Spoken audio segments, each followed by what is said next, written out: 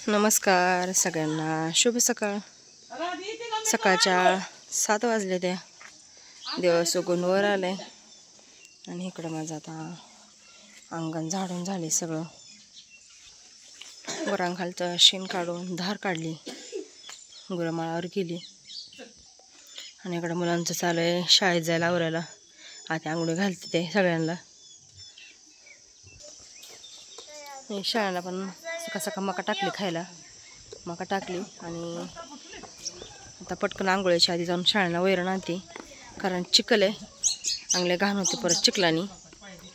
जाऊन शाळेला वैरण घेऊन येते आणि परत मका खाल्ल्यावर टाकते।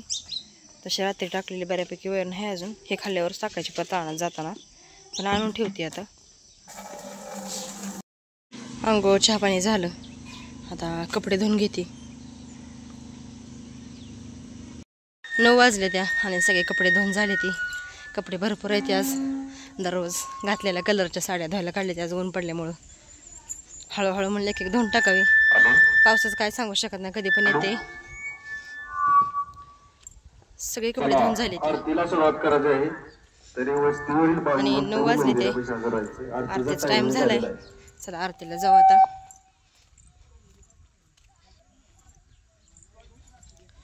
हळूहळू यायला लागले ते सगळेजण आरतीला।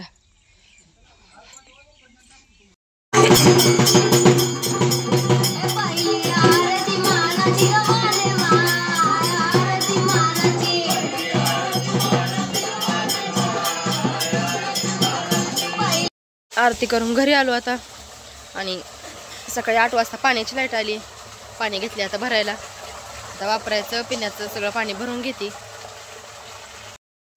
पाणी भरून झालं, घरातलं सगळं काम झाले। आता जेवण करायचे ते, जेवणामध्ये आज बकरीच्या पेटाच्या भाकरी, शाबू, मिरचीचा ठेचा आणि हिरवी मिरचीची भेंडी केली।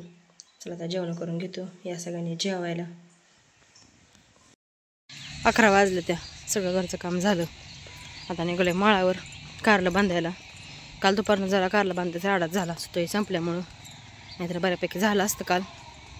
तरी पण वेल काढून ठेवले होते वरी, त्यामुळं उरकल। माळावर आलोय आता, चला आता सुरुवात करू कारलं बांधायला। पाण्याची कळशी आणली पाणी प्यायला, सुतळी आणली घरनंच आणली तोडून सुतळी। चला सुरुवात करू बांधायला आता। हेच आपलं कारलं बांधायचं आलंय आणि कारल्याला बारकी बारकी कारली पण लागली ती।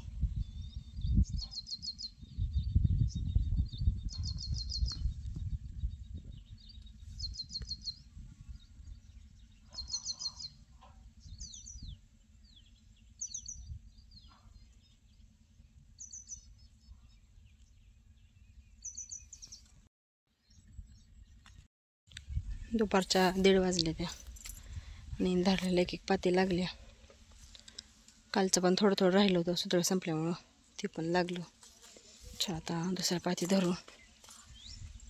इकडं भरपूर असं आभाळ आले, एकच ढगार आहे पण भरून आलाय पूर्ण। दुसऱ्या पातीला सुरुवात केली, एक 1.5 आखण झाले आणि इकडनं चांगला जोरदार पाऊस आलाय। अजून आमच्यापर्यंत काय पोचलं नाही, पण लांबून दिसतंय आल्याला, त्यामुळे आम्ही आता आधीच तयारीने चाललोय। सुतळ्या आहेत त्या कोरड्या सुतळ्या घेऊन जाऊ खाली आणि कागद घेऊ, इथं कागद आहे पांघरायला, कागद घेऊ। येईन का पण मोठा? 2 वाजले ते आणि बारीक केसावनी चिरचिर आहे आणि पावसामध्ये काय बांधायचं नाही कारलं, कारण ह्याच्याला कारल्यावर काकडीवर पावसाचं जे वडावड झाली की रोग येते तो। त्यामुळे आता घरी निघालोय, जाताना म्हणलं थोडीशी कोथिंबीर घेऊन जावी मी भाजीसाठी। 2 जणांचीच भाजी आहे पण थोडी न्हावी म्हणलं, थोडी कोथिंबीर।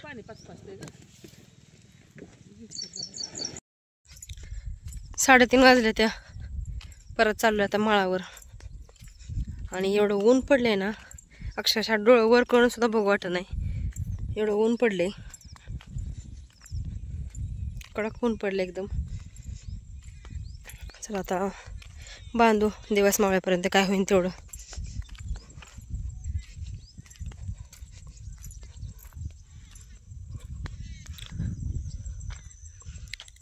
असं वातावरण आहे. एकीकडं पूर्ण पांढरं शुभ्र, तर इकडं मध्येच एक ढगारा आलाय.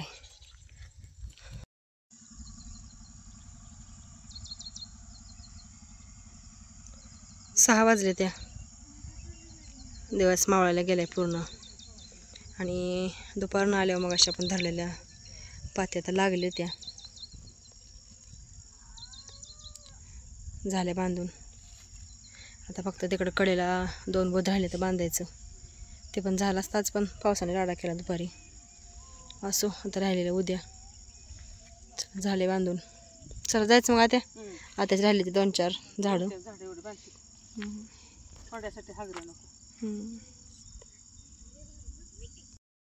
घरी आलेला देवासमोर दिवा लावला. चला आता स्वयंपाकाला सुरुवात करू. स्वयंपाक करून झालाय आणि आता इथे मी शेंगदाणे भाजायला लागली. आता हे सकाळच्या स्वयंपाकाची तयारी आहे. भाजून थोडंसं गार होऊन देते, म्हणून बारीक करते मिक्सरला. आणि आमच्या इथं लाईट सकाळी 6लाच जाते. सकाळ सकाळ मुलांची डब्याची घाई असते, त्यामुळं शेंगदाणा खलबत्यात कुटून वगैरे उरकत नाही स्वयंपाक करायला. आता टाईम आहे तोपर्यंत म्हणलं शेंगदाणा भाजून शेंगदाण्याचं कूट करून ठेवावं. आणि भाजी अजून गोळ्याची आमटी केली. मामांचं जेवण झाले, आता भाऊजी एकटंच राहिले तर जेवायचं. चपात्या पण झाल्या, त्या चपात्या आणि गोळ्याची आमटी केली. शाबू भिजत घातलाय. शाबू परत आरतीवरून आल्यावर करायचा गरम गरम खायला. आता शेंगदाणा भाजते, गार व्हायला ठेवते, तोपर्यंत माझं आवरून घेते. शेंगदाणा गार झालं तर मग बारीक करून घेते. 9 वाजले त्या, आरतीचा टाइम झालाय. निघालोय आता मंदिराकडं.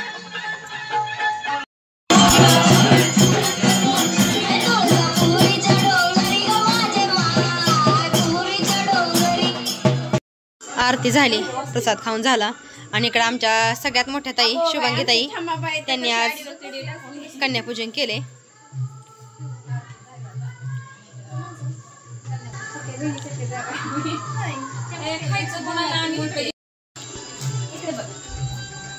आमच्या वस्तीवर मुलींची लयच कमतरता आहे. 7च मुली झाले ते.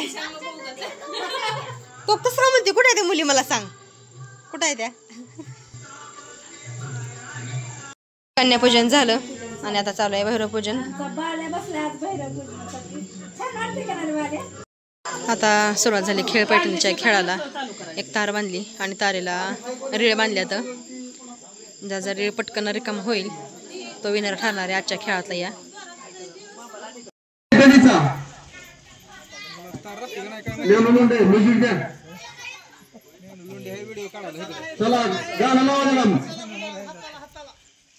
शूटिंग काढा, गाणं लावून नुसती शूटिंग काढा सगळं. नवरात्र महोत्सव मंडळ भवानीनगर खेळ पैठणीचा मानाजी पैठणी.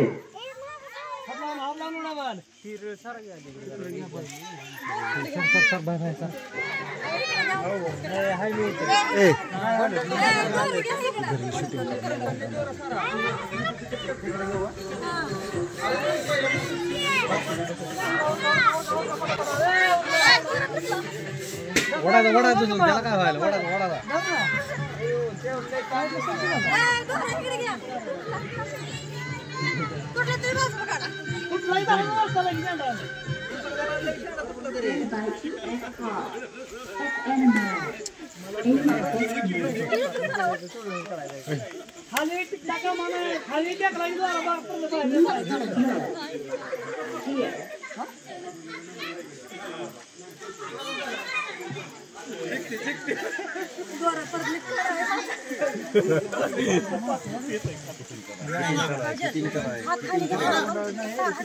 चिटिंग चालू आहे.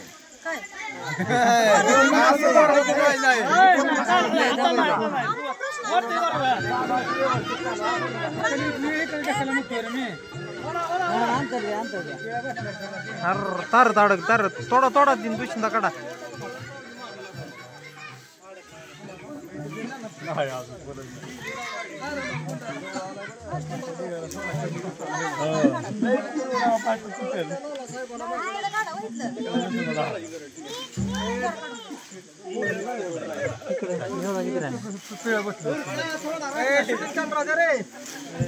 पंच निर्णय चुकीचा नाही झाला पाहिजे. खेळ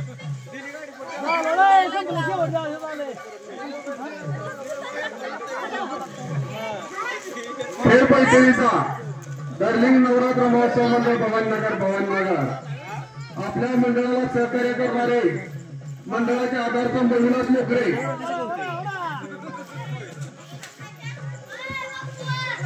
दिलदार नेतृत्व,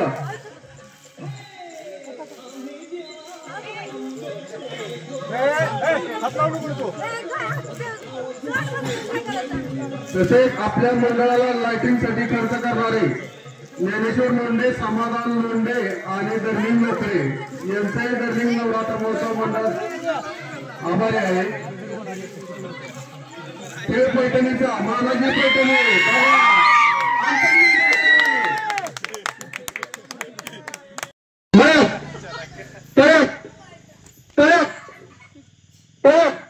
चला मयत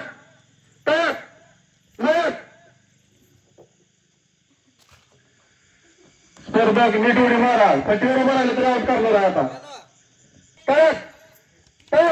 चला दोन, चला बाजूला,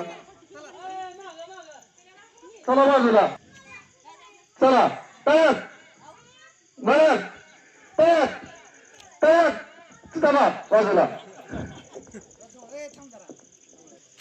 तयार तयार तयार चला मयत चला बाजूला तयार चला बाजूला. दोन आउट झाल्या.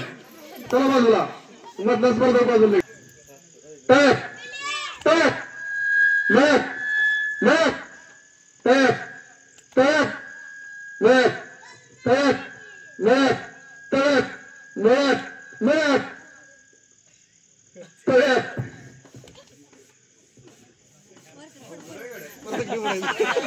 काय ना फास्ट तयार मयत तयार तयार मयत मयत तयार तयार चला तयार चला मयत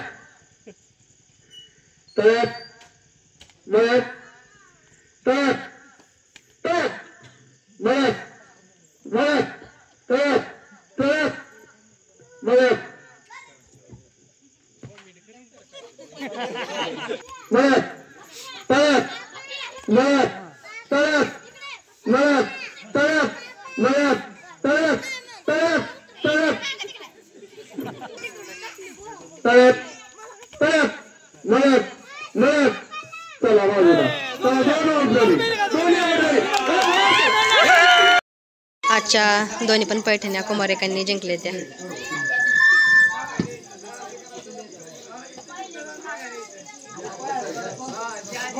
कन्यापूजनाचा दिवस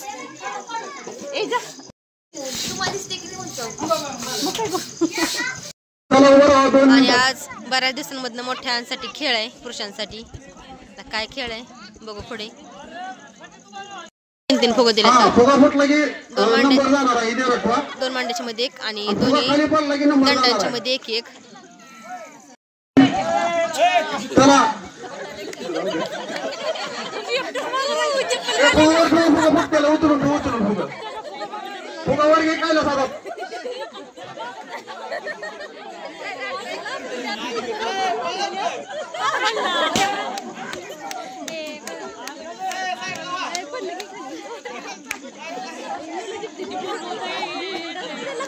एकटेच राहिले. कोण आहे काय माहित नाही मला. हा मग नाव कळलं ना. सगळे बाद झाली. एक जणच राहिले.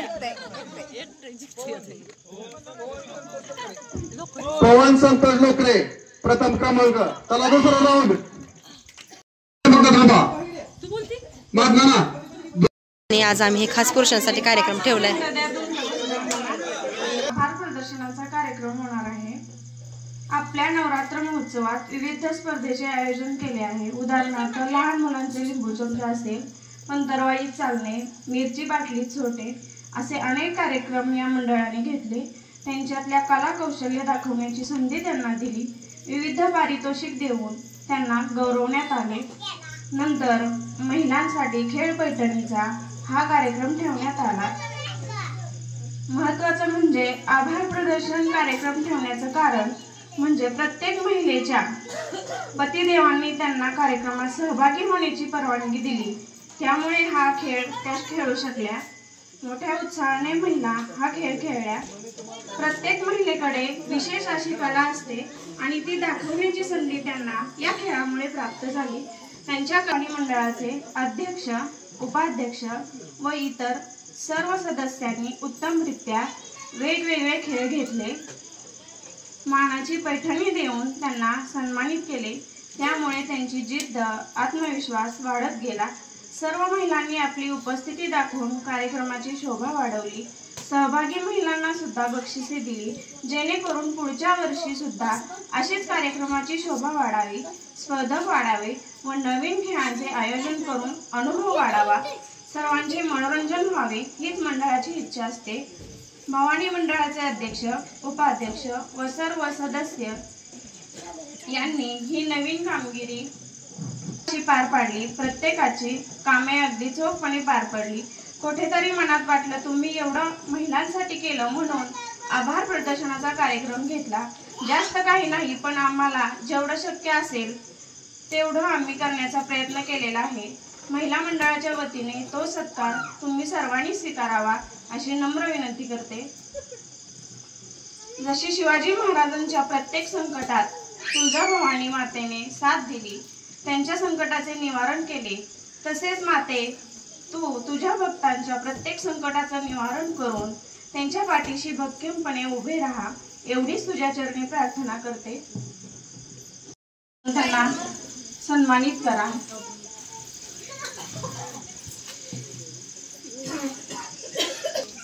पहिल्यांदा मंडळांच्या अध्यक्षांचा सत्कार.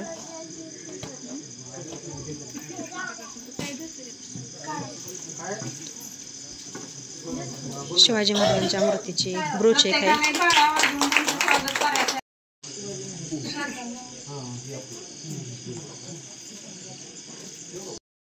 जय जय मंडळाचे सर्व सभासद सदस्य समाधान लोंढे, विलास लोकरे, ज्ञानदेव लोंढे, सदस्य सर्व सहकार्य करणाऱ्यांचे सर्वांचे महिलांच्या वतीने मनोबल वाढवण्यासाठी आणखीन एक उत्तम असा कार्यक्रम महिलांनी घेतलेला आहे. आणि खरोखरच बापू तुम्हाला सांगायचं म्हणजे खेळ पैठणीचा कार्यक्रम घेणं सोपं नव्हतं. महिला खूप त्रास देत होत्या. म्हणजे आमची इच्छा नव्हती पुढच्या वेळेस घ्यायची, पण महिलांनी आता दाखवून दिलं आम्ही मागे राहायचं नाही. काढले चला सांगा आणि कार्यक्रम पाहण्यासारखा आहे, सर्वांनी या ही मंडळाची नम्र विनंती आहे. उद्या होम चालू होईल संध्याकाळी 9 वाजता आणि 12 वाजता होमाचा कार्यक्रम संपणार आहे.